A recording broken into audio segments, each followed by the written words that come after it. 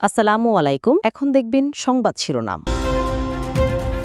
সোমবার হতে পারে নবনির্বাচিত সংসদ সদস্যদের শপথ পাঠ করাতে পারেন প্রধান বিচারপতি জুবায়ের রহমান চৌধুরী।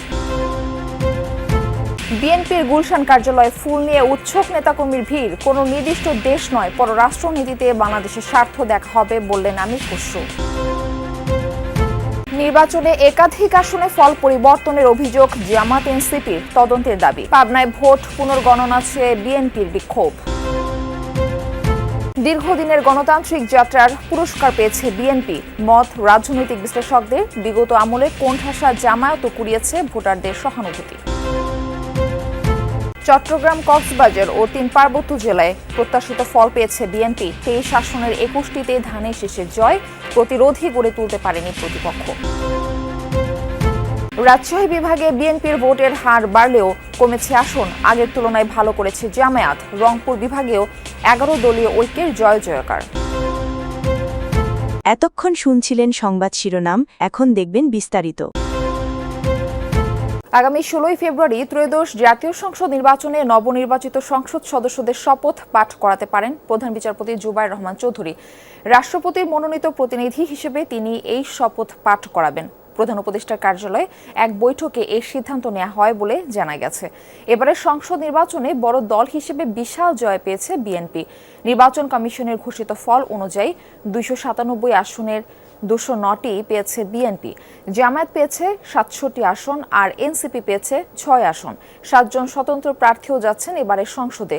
চূড়ান্ত ফলে ২১২ আসনের বিশাল জয় পেয়েছে বিএনপি চেয়ারম্যান তারেক রহমানের নেতৃত্বাধীন জোট। এখন অপেক্ষা গেজেট প্রকাশ, শপথ গ্রহণ এবং মন্ত্রিসভা গঠনের। নির্বাচনের জয়কে গণতন্ত্রের বিজয় আখ্যা দিয়েছেন বিএনপির স্থায়ী কমিটির সদস্য আমির খসরু মাহমুদ চৌধুরী। বলেছেন, কোনো নির্দিষ্ট দেশ নয়, পররাষ্ট্রনীতিতে দেখা হবে বাংলাদেশের স্বার্থ। ভারতের প্রধানমন্ত্রী নরেন্দ্র মোদী শুভেচ্ছা জানানোয় কৃতজ্ঞতা জানিয়েছে বিএনপি। নির্বাচন পরিচালনা কমিটির মুখপাত্র বলেন, বিএনপিকে শুভেচ্ছা জানাচ্ছে বিশ্বের বিভিন্ন দেশ। জুমার নামাজ আদায় করে দুপুরের পর গুলশানের দলীয় কার্যালয়ে যান বিএনপি চেয়ারম্যান তারেক রহমান। একে একে প্রবেশ করেন দলের শীর্ষস্থানীয় বেশ কয়েকজন নেতা। এ সময় দলের শীর্ষ নেতার সঙ্গে মন্ত্রিসভা গঠন, শপথ গ্রহণ অনুষ্ঠান সহ নানা বিষয় নিয়ে আলোচনা হয়। কার্যালয় থেকে বের হয়ে বিএনপি নির্বাচন পরিচালনা কমিটির মুখপাত্র বলেন, বিজয় নিশ্চিত হওয়ার পর তারেক রহমানকে শুভেচ্ছা জানাচ্ছেন বিশ্ব নেতারা। বাংলাদেশের জনগণের আস্থা অর্জন করেছি, আস্থাটা রাখতে হবে।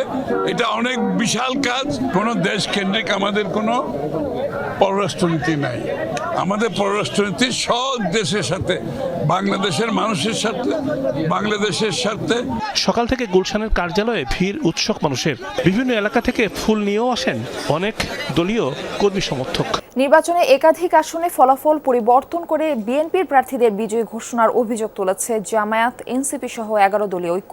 ফল ঘোষণার পরে বিএনপি নেতাকর্মীরা তাদের প্রার্থীদের বাড়িঘরে হামলা করছে বলেও অভিযোগ করা হয়। শুক্রবার রাতে জরুরি সংবাদ সম্মেলন করে ১১ দলীয় ঐক্য ও এনসিপি অনিয়ম হওয়া আসনগুলোই তদন্ত করার দাবি জামায়াতের। ত্রয়োদশ জাতীয় সংসদ নির্বাচনে জামায়াত, জাতীয় নাগরিক পার্টি সহ ১১ দলীয় জোট জয়লাভ করে ৭৭টি আসনে। যদিও একাধিক আসনে অনিয়মের অভিযোগ করছে তারা।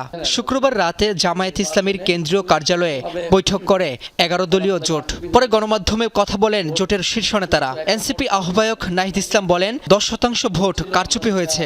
বেশ কিছু আসনে ফলাফল পরিবর্তনের অভিযোগ আনেন তিনি। যখন কয়েকটা আসনকে টার্গেট করে কেন্দ্রগুলোকে দখল করে সেই কেন্দ্রে জোর করে প্রশাসনকে ব্যবহার করে সেই ফলাফল পরিবর্তন করা হয়েছে।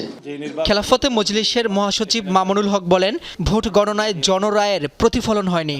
ভোট গ্রহণটা যেভাবে হয়েছে, ভোট গণনাটা তার সম্পূর্ণ উল্টোভাবে হয়েছে এবং সেখানেই আগামীর বাংলাদেশের ভাগ্য এবং মানুষের জনরায়ের প্রতি চরমভাবে অশ্রদ্ধা প্রদর্শন করা হয়েছে, অসম্মান করা হয়েছে।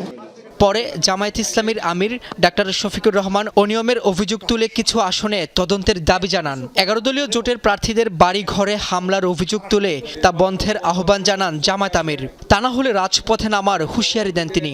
যে সমস্ত আসনে ভয়াবহ অনিয়ম হয়েছে, আমাদের পক্ষ থেকে নিয়মতান্ত্রিকভাবে আমরা তার প্রতিকার চাইব। বিভিন্ন জায়গায় বাড়িতে বাড়িতে হামলা হচ্ছে।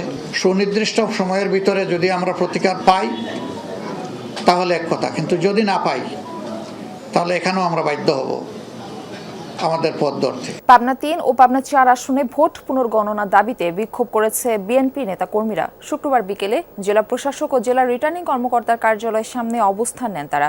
ভোট পুনর্গণনার দাবিতে দেন বিভিন্ন স্লোগান। এ সময় সেনাবাহিনীর পহরায় জেলা প্রশাসক তার কার্যালয়ে আসেন। পরে পাবনা ৩ আসনে বিএনপির পরাজিত প্রার্থী হাসান জাফির তুহিন ও পাবনা ৪ আসনে বিএনপির পরাজিত প্রার্থী হাবিবুর রহমান হাবিব সহ অন্যান্য নেতৃবৃন্দ জেলা প্রশাসকের সাথে বৈঠকে বসেন। ১ ঘণ্টা পর অবস্থান থেকে সরে যান বিক্ষোভকারীরা। রাতেই পরাজিত ২ বিএনপির প্রার্থীর অভিযোগ পাঠানো হয়েছে নির্বাচন কমিশনে। এবারে নির্বাচনে বড় দল হিসেবেই বিশাল জয় পেয়েছে বিএনপি। এতে কাজ করছে তাদের দীর্ঘদিনের গণতান্ত্রিক যাত্রা। আর জামায়াতও তাদের ইতিহাসে সবচেয়ে ভালো ভোট এবং সংসদীয় আসন পেয়েছে। এসব দিক বিবেচনায় ভোটে এবার কেউই হারেনি। তাছাড়া প্রতি ১০ জনের মধ্যে ৬ জন ভোটারের উপস্থিতিও ভালো নির্বাচনের ইঙ্গিত বহন করে। ভোটারের রায় শেষে সরকার গঠনের পথে বিএনপি জোট। আদালতের নির্দেশনাজনিত কারণে ২টি আসনের ফল স্থগিত থাকলেও ২০০-র বেশি আসনে জয়ের কারণে পেছনে তাকানোর কিছুই নেই বিএনপির। কি কারণ এমন ভূমিধস জয়ের? বিশ্লেষকরা বলছেন, জনগণ ভোট দিয়ে রাজনৈতিক সরকার গড়ার অপেক্ষায় ছিল। তাছাড়া গণতান্ত্রিক যাত্রাপথে বিএনপির সংগ্রামের ইতিহাস অনেক পুরনো। তারেক রহমানের নেতৃত্বাধীন বিএনপির বড় জয়ে নারী ভোটাররাও বড় ভূমিকা রেখেছেন বলে মনে করেন তারা। ১/১১ ওলটপালট পরবর্তী নির্বাচন দুইটার ট্রেন্ডটা একই, যে দলটি জয় পেয়েছে বিপুল সংখ্যাগরিষ্ঠতা নিয়ে। বৃহত্তর চট্টগ্রামে ভোটযুদ্ধে বিএনপির জয়কার। চট্টগ্রাম, কক্সবাজার ও ৩ পার্বত্য জেলার ২৩ আসনের মধ্যে ২১টি বিএনপি এবং ২টি আসন পেয়েছে জামায়াত ইসলামী। বেশিরভাগ আসনে ভোটের ব্যবধান অনেক বেশি, তেমন প্রতিদ্বন্দ্বিতাই হয়নি। চট্টগ্রামে বিএনপির বিজয়ী ১৪ প্রার্থীর মধ্যে ১০ জনই নতুন মুখ। আগে থেকে যা ধারণা করা হচ্ছিল চট্টগ্রামে ভোটের ফলাফলও ঠিক যেন তাই। বিএনপির জয়কার। চট্টগ্রামে ১৬টি আসনের মধ্যে ১৪টিতেই জিতেছে ধানের শীষের প্রার্থী।